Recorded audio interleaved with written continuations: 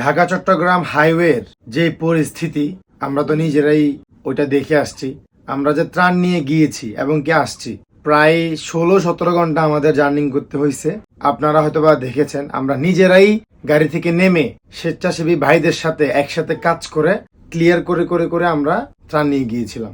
So এই কথাটা বলার একটাই কারণ, আমাদের যেহেতু অনলাইন বিজনেস, প্রচুর পার্সেল আমাদের পেন্ডিং হয়ে গেছে এবং কি যেই পার্সেলগুলো আমরা দিয়েছি ওই পার্সেলগুলো আপনাদেরকে পৌঁছাইতে পারিনি। ওই রিজনটা হচ্ছে ওইটাই, কারণ মানুষের জীবনটা আগে, খাবারের যে গাড়িগুলো এগুলোই আগে দেওয়া হচ্ছে।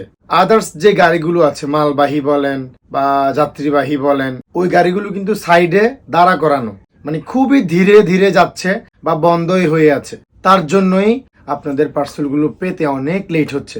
আপনাদের কাছে বিনীতভাবে আমি হাত জোর করে অনুরোধ করব, আপনারা প্রচুর সময় দিয়ে সহযোগিতা করতে হবে, প্রচুর সময় দিয়ে সবাই সবার দিক থেকে সহযোগিতা করতে হবে। এখন আপনারা যদি ক্যান্সেল করেন, এটা আমাদের রিজিকে নাই, কিছু করার নাই। আর যদি বলেন যে না ভাই ক্যান্সেল করার দরকার নাই, পার্সেলগুলো তো আপনারা ইচ্ছে করে দেরিতে দিচ্ছেন না, এটা একটা পরিস্থিতির কারণে হচ্ছে, তাহলে আপনারা একটু ধৈর্য ধরেন, আমাদেরকে সহযোগিতা করেন। পার্সেল খুব শীঘ্রই দেওয়ার জন্য কুরিয়ারগুলো ট্রাই করতেছে।